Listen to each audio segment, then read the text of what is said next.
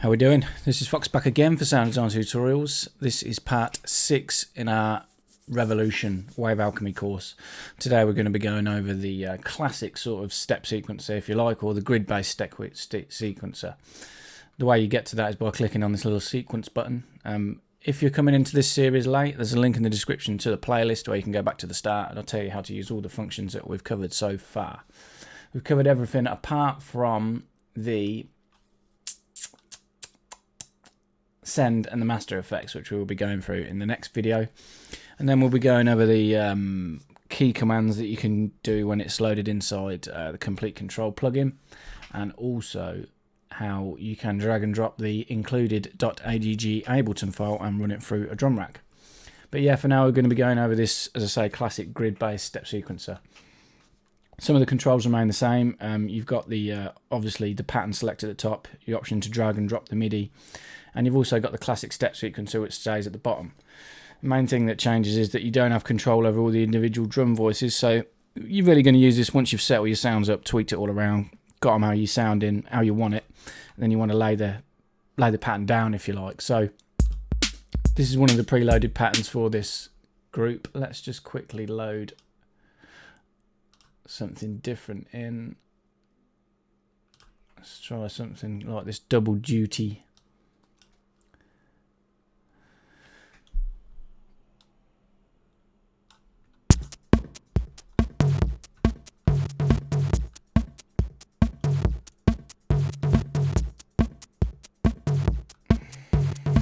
Maybe something a bit more basic.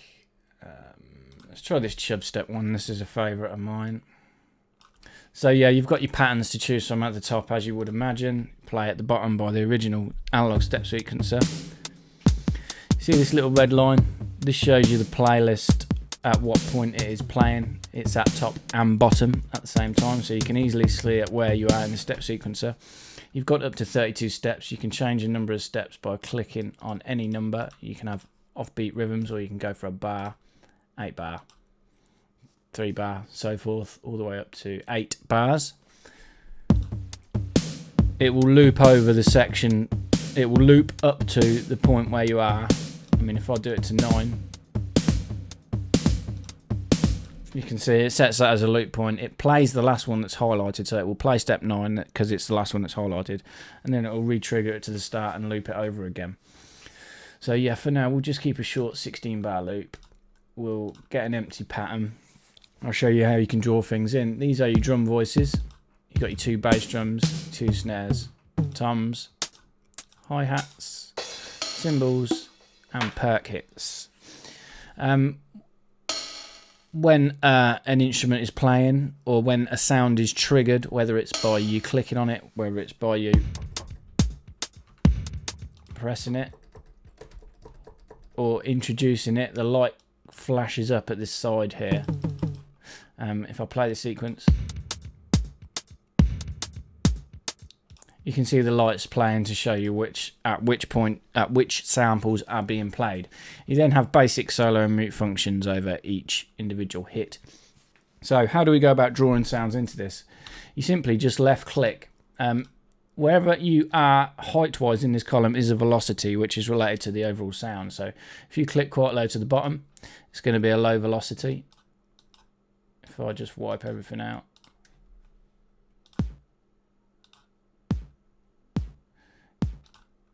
click higher up, it's going to be louder. If you want to fine tune these, if you hold the shift button and drag up or down, you can introduce the velocity in very small increments, so you can really sort of fine tune the velocity of the sound that you're inputting.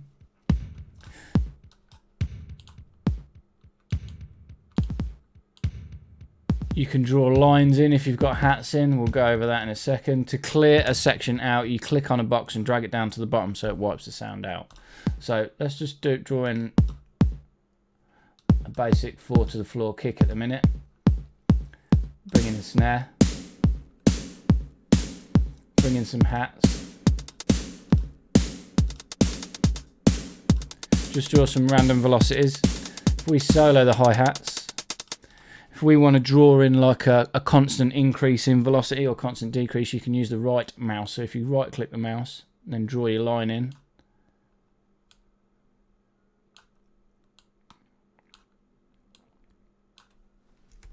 See what you can do? You can draw in like slopes. It's very easy to draw this sort of stuff in.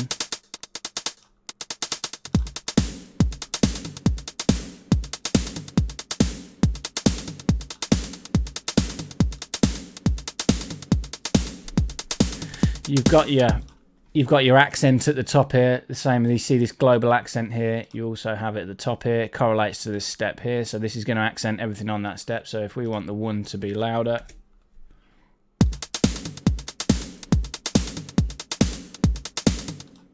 let's do a crash, a little tom, and yeah, I'll show you how to duplicate it out for now.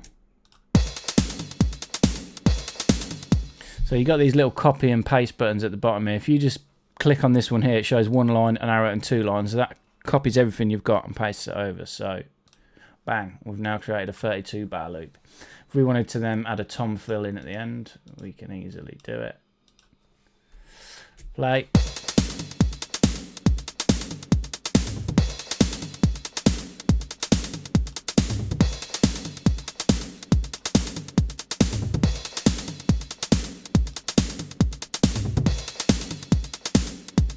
Introduce some perks every other.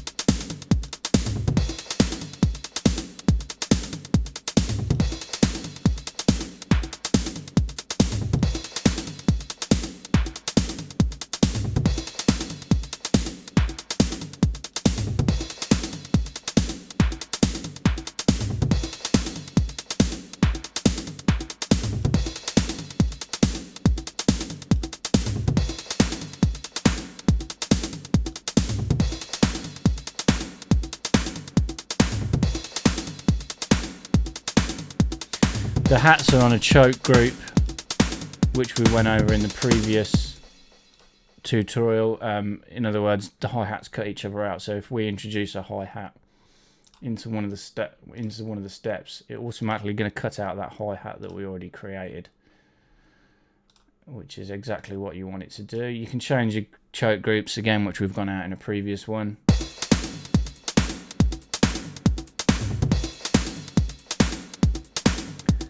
Back to the mixer section.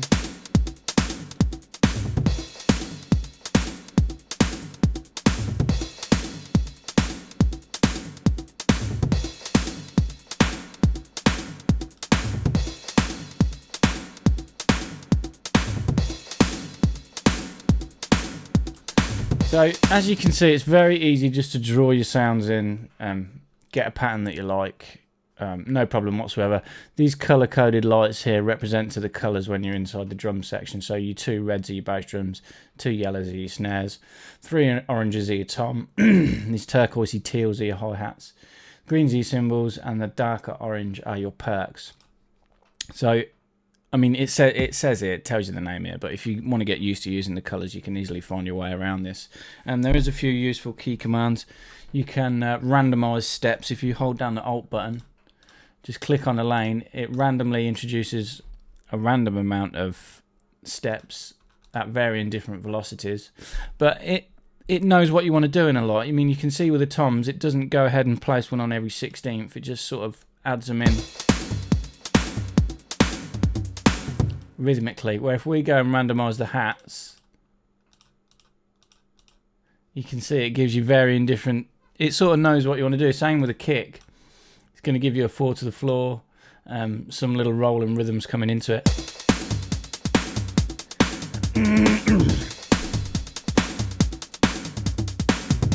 I really like the ability to draw curves into the velocity. You can really get some cool little patterns going on quite easily.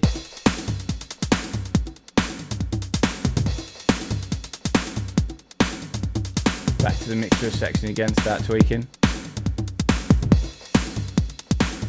So adding some reverb to the clap maybe. Delay to the snare.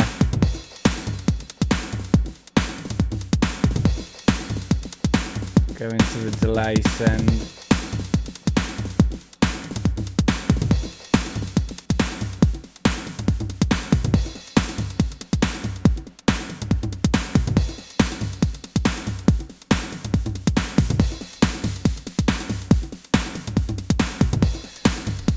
As I say, very easy once you got your pattern in to draw stuff around. This one, sequence copies the current sequence selection to memory, so you can copy it and then paste it to another bank if you like.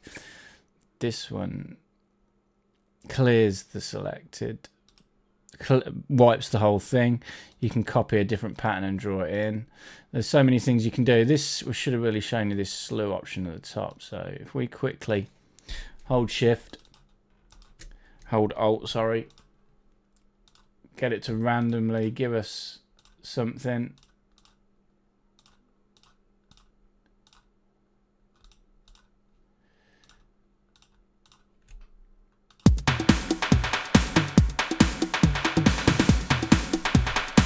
So yeah, this is your slew or your slop, or almost like introducing swing to it. We can, again, I believe, randomize these somehow, if I remember. Yes, a global randomization. So this is going to introduce a swing feel to it.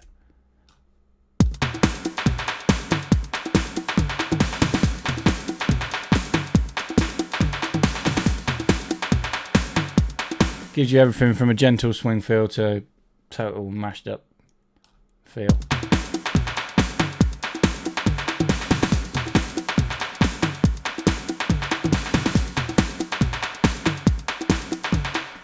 You can go in there and adjust these individually, the offset of the step per note, plus or minus.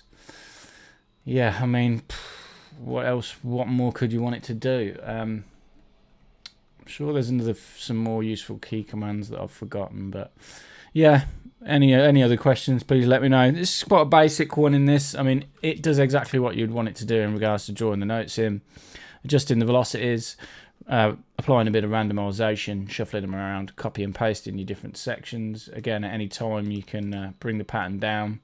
You'll bring it to a 5th step and then copy it out, and then bring it to a 24th and then fill it out to the end, or back to a 16, sorry, and then fill it out to the end. So it's going to have some weird variation in this because we were copying sort of 5th steps, and then again you can get some really crazy offbeat rhythms and stuff that can be pretty cool. So yeah, that's it. Nice and simple, nice and straightforward. In the next one, we'll be showing you all these different coloured notes at the bottom, what you can do when it's loaded inside Native Instruments Complete Control. You have a lot of control over the different parameters and stuff on the buttons. I still haven't managed to get it working properly inside Native Instruments Complete Control. I don't know whether it's just me, but anyhow, the colour guide at the bottom, it still enables you to control it the same amount whether it's not inside Complete Control or not. There's still loads of things you can do. You can add and remove steps, do little shuffles and loops, yeah, all sorts of things. But we'll be covering that in the next video. But for now, thanks for watching. Cheers.